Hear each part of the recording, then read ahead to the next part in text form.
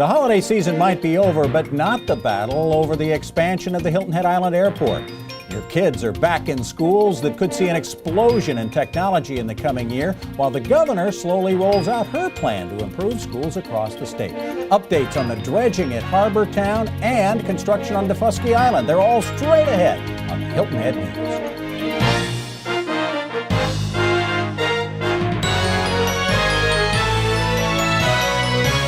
Welcome to the Hilton Head News. I'm Bob Stevens, an island neighbor for nearly a decade now, and excited to be joining the WHHI team to bring you the topical news and interviews about our island home, beginning with the always contentious Hilton Head Airport expansion tenant. Tenants in the airport office park on Dillon Road and businesses on Hunter Road at the south end of the airport have been notified that they're in the way of a proposed lengthening of the airport runway and relocation of two taxiways.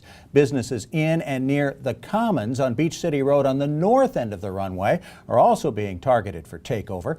Now, nobody's going anywhere anytime soon. Beaufort County officials say the timeline from appraisals to offers to moving could take up to 8 months.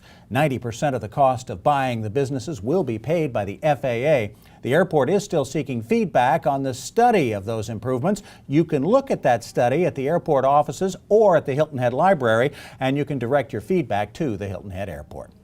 The holidays are over. Hilton Head Island students are back in class, but there still might be more presents on the way. The Beaufort County School District tells the Island Packet there is enough anecdotal evidence that the iPad program that put the technology in the hands of students in the 6th through 9th grades over the past year and a half has been so successful that the district plans to more than double the original expenditure and expand the program. Though there are no hard numbers yet on the success of the program, school officials hope to give Windows-based tablets to the middle schoolers and then hand the iPads down to children in the 3rd through 5th grades, hopefully by the start of the 2014 school year.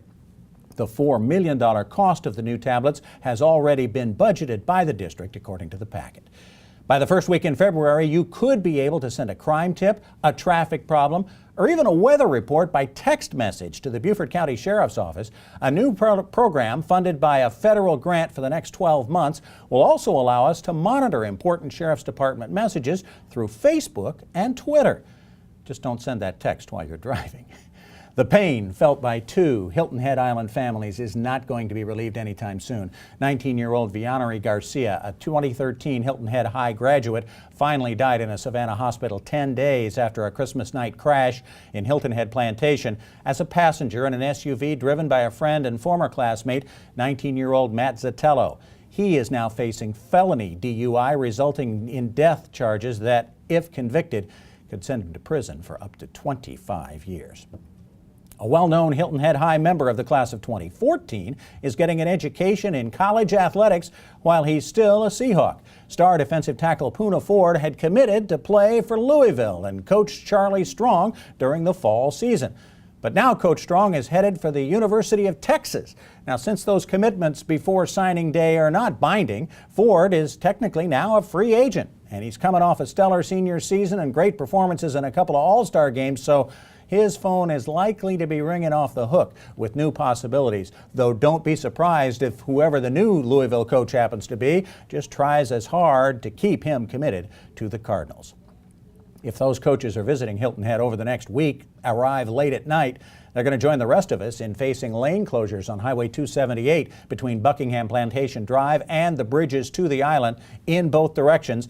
The closures will run from 8 p.m. to 6 a.m. to allow for asphalt and pavement markings to be made for future lane shifts we're going to go through during the construction of that flyover bridge that will link 278 to the Bluffton Parkway, weather permitting.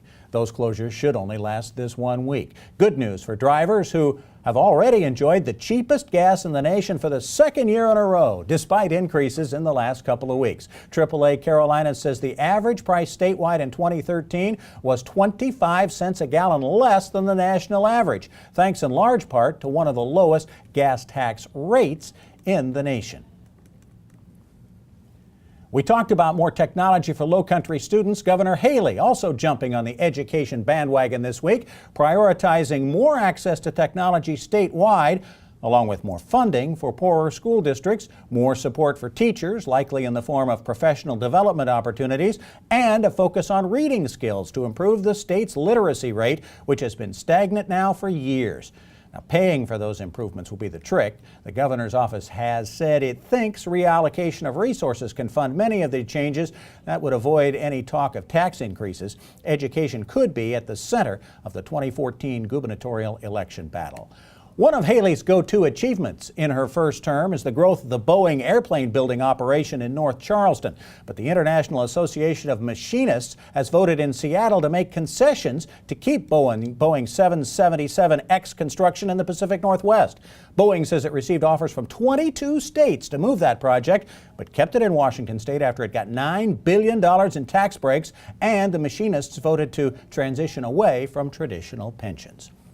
And the state mental health department could change the way it supervises the work program in its hospitals after the escape of a patient from a job in a supply building last week. The patient, who had been charged in 2 murders back in 2006, was found in Tennessee less than 24 hours later, but not until a number of procedures appear to have been violated. The work program has been suspended until the investigation is complete.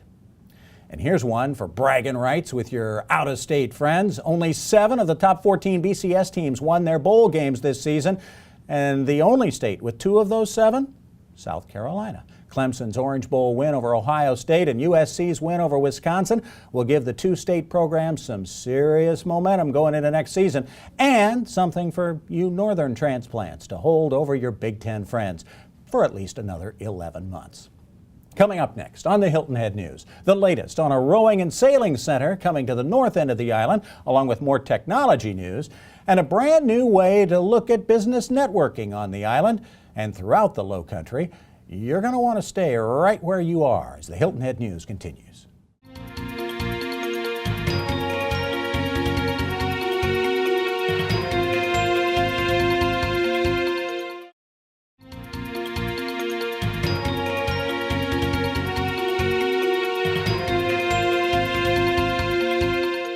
We live on an island surrounded by water. WHHI's Kendra Franklin joins us with the latest on a new rowing and sailing site that has been a long time in the talking stages. Kendra, how is that site coming along? It's coming along slowly but surely. Yes, the new sailing and boating site is supposed to be right at Skull Creek Boathouse. It's a huge facility. It's 1,400 square foot picnic pavilion, a fenced-in boating storage, and a floating dock with restrooms. The construction is estimated to begin at the end of February and take up to 120 days. Okay, so maybe we'll see something by the end of the summer. How are we going to pay for this? That's always the next question. Yes, the town has set aside $1.2 million for the financial backing. However, they only set aside $18,085 to start. The reason that they had to use more money was because of the handicap pier that they didn't expect to cost so much. Okay, let's shift gears a little bit. Word around town is that Hargray Cable is going completely digital. What's that going to mean? Right, a lot of Hargray customers thought we were going completely digital. However, it's not completely. They will have 12 channels if they don't feel like switching to the digital box. Not much, but it's okay for some. There's only 12 local broadcasts that will be used for this new digital cable. Now, I just this holiday made the switch with my own TVs to digital. So what about current subscribers who can't or don't really want to go digital? What do they get to do? Well, currently there's only limited cable for those who don't want to switch. Like I said, they will be able to use the 12 local broadcasting channels, but that will be it. There's only about 5% of Hargray customers that actually are completely cable. So unfortunately, they will only have 12 channels if they do not want to switch to digital. All right. Now, Beaufort County Schools are also talking about going wireless. What's up with that? Well, Beaufort County Schools have some wireless capability, but not completely. They want to extend their iPad they have it through 6th through 8th graders right now, and they want to extend it through the rest of the grades for middle school. So now they are now asking for more money to extend that wireless capability. All right, and yeah, the county has set aside, or the school district has set aside some money to make this switch, though.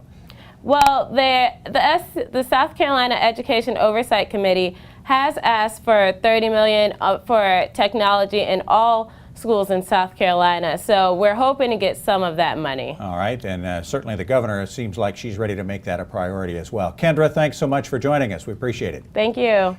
The annual Hilton Head Bluffton Chamber of Commerce Business Expo is coming up January 29th. Charlie Clark of the Chamber joins us with the title of A Whole New Expo. What do you got up those long sleeves? Yeah, lots of new changes in store this year. It's great to get feedback from those who've participated in the event in the past. It is one of the largest business building events in the Low Country with over 2,000 attendees. So this year, we've switched it to a one-day event. It's going to be one day chock full of everything Expo is all about. That's great. The Chamber always brings in great speakers to events like this one. Who's going to motivate us this year? You know, backed by popular demand is Mr. Lee Cockerell. He is a former executive vice president with Disney, and as we all know, Disney pretty much wrote the book when it comes to customer service, and Lee has written a book as well entitled Customer Service, and it's the top 39 essential rules you need to know to make sure you're providing the best customer service out there. Last time he was with us, we had over 600 attendees to hear him speak, so we're looking forward to a great turnout for our Expo speaker. That's terrific. You know, business these days is all about customer service and networking. Tell us about some of the opportunities for interaction at this year's Expo. You know, I think events like Expo really do bring about the best kind of networking, and that is referral networking. You know, cold calling is almost, it's not a thing of the past, but this is, if you really want to maximize your opportunities, this is the place to do it. Our attendees and our vendors tell us that they do more in this event in one day of contacts and bringing in new clients, and they might do 2 or 3 months out in the real world of business. So it's a great way to make those contacts. It's also a great way to check out what the competition's up to, and Expo gives you an opportunity to do that as well. That is a good idea. A big issue on the table these days is flood insurance. You're going to be addressing the new reforms at the Expo? We've got a great panel coming up. You know, it's a confusing issue for so many people, and so many of us don't really know what's happening until we get a letter in the mail that says, here's what's happening. It's confusing, so we're going to set the record straight. Hopefully we've got a panel there who's going to be answering Q&A questions the whole time. What are your answers? What are your questions? Right.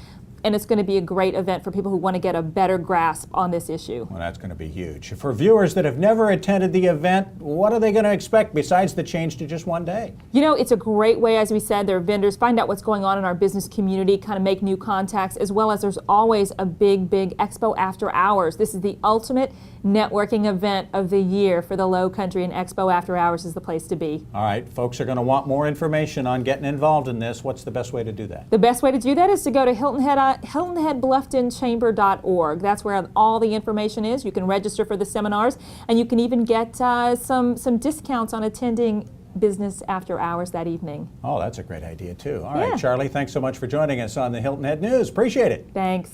Coming up, have you been down to Harbortown lately? We are going to update you on all the changes on and under the water there.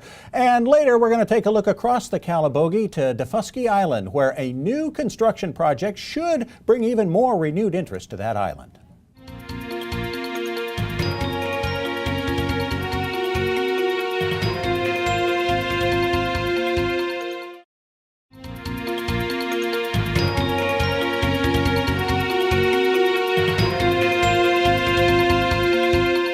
As many of you likely did, our family made a visit down to Harbortown over the holidays. A lot of changes going on down there. Larry Setzler, the project manager of GEL Engineering, joins us with an update on the dredging of the Yacht Basin and Braddock Cove Creek. Welcome, Larry. How's that dirty but very critical job going? Thank you, Bob. It's going great, and we're very pleased with the way things are turning out so far. Now, your team is actually working for a group called the South Island Dredging Association. Tell us a little bit more about that group, how they're put together, and how they fit into the process. The South Island Dredging Association is a privately funded organization comprised of Sea Pines property owners and marina operators, and they were established to have navigation of the tidal waters, as well as to protect the environmental character of the tidal waters here at Sea Pines. So they're the ones that are actually responsible for deciding how things get done? That is correct. Yeah. There's many stakeholders there with the organization, and their members are represented by the Harbortown Yacht Basin through the club group, the Gull Point Marina, South Beach Marina, Port Villas, Portside property owners there on Braddock Creek, and then there's the property owners and community dock at Baynard Cove Creek. Okay. Now the second question everybody asks me after what the heck's going on down there is how big a project is it and how long is it going to take? The project right now, the scope of work, the first order of work is the Harbortown Yacht Basin with the entrance channel and the outer basin and inner basin.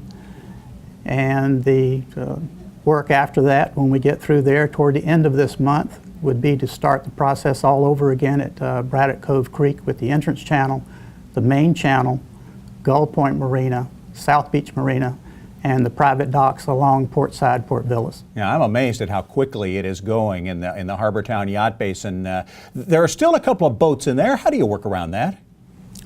We work very closely with the Harbortown Harbor Master's office, and as the contractor makes get his preparations to go into a particular area, they get the boats moved around for us so that there's no damage to any of the private That's great. boats. Now, how involved is the permitting process and getting a thing like this going in the first place? It can't be easy. No, they're both federal and state permits required.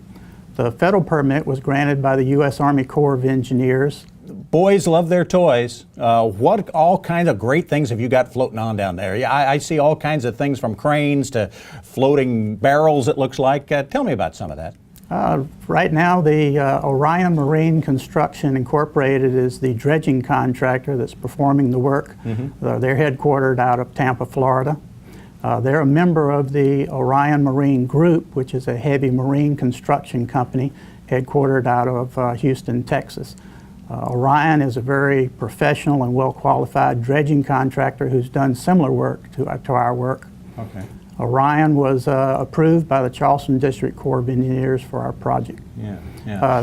They have a large 14-inch cutter head suction dredge used there at Harbortown for the entrance channel and the outer basin, as well as some of the inner fairways at the site. They've just transitioned over to a 10-inch suction cutter head dredge that will remove the material from within the individual slips and use the 14-inch dredge actually as a booster pump to pump the material to the placement site. Larry, one last question. Where's this dredged material all going to end up?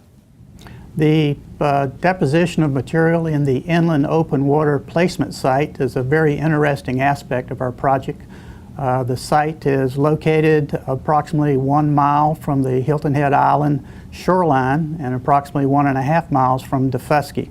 Wow. It was chosen for its, very carefully chosen for its low biological activity, and it's not near any hard bottom or sensitive habitats. Okay.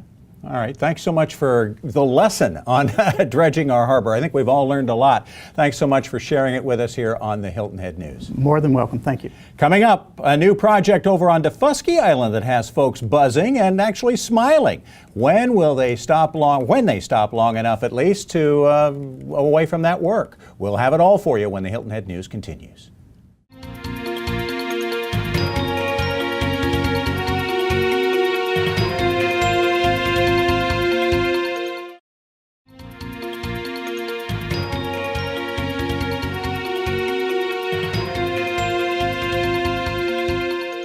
One of my many interests on the island is golf, and anytime I'm coming down the 18th at Harbortown talking to friends from out of town, I tell them they've got to make some time sometime soon to visit Defusky Island. Patrick Ford, the general manager of the Bloody Point Golf Club, helped to make that trip even more worthwhile.